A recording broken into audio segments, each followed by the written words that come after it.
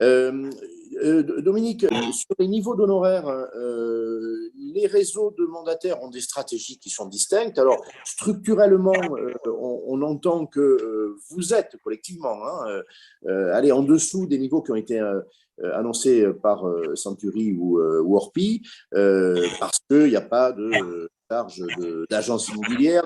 Vous redistribuez différemment la richesse, si je puis dire. Est-ce que c'est une réalité chez toi? Est-ce qu'il y a un parti pris d'honoraires très comparable? Et est-ce que tu crains, toi, dans cette structure particulière qui est un réseau de mandataires, une érosion des taux? Alors, tout à l'heure, je disais qu'on a un format hybride. En effet, ça se confirme aussi par rapport aux honoraires, parce que je suis très proche de mes confrères, parce qu'on est à 4,6%. On est 46% d'honoraires moyens, donc on est très proche, je suis très proche de mes confrères. Parce que WeLoge, on est en effet un réseau de mandataires dans la redistribution des honoraires au niveau des mandataires, mais en revanche, sur la façon de procéder, on se rapproche vraiment des agences immobilières classiques. Moi, ce que je pense dans le débat, ce n'est pas tant les honoraires qui sont un problème, c'est ce qu'on y met dedans.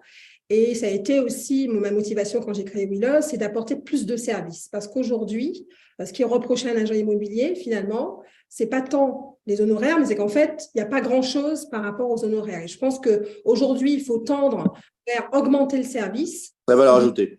Et les honoraires, apporter une vraie valeur ajoutée. Et c'est comme ça qu'on passera dans tous les cas. Je ne fais pas trop de distinguo agence immobilière, agent de réseau de mandataires, parce que j'ai été, moi, agence immobilière classique. Donc déjà, je ne vais pas cracher dans la soupe. Et ensuite, je dis qu'il y a de la place pour tout le monde, parce qu'il y a des gens qui vont choisir de voyager avec Air France, d'autres avec Ryanair, et c'est OK. Donc, en fait, il n'y a pas de débat entre les deux façons de procéder. C'est ça qu'on voulait avoir les deux grands modèles, on va dire, ce soir dans ce débat, et certainement pas pour les opposer, mais parce qu'il y a des nuances et que les organisations sont différentes. Pardon, Henri, je vais terminer. Par rapport justement à cette crise qui arrive, je pense que les réseaux de mandataires, là où on peut rassurer les mandataires, c'est que comme la distribution est plus importante, ça veut dire que pour le même nombre de ventes, ils vont gagner plus dans un réseau de mandataires. Donc, c'est vrai que là-dessus, ça peut vraiment faire une différence. Merci.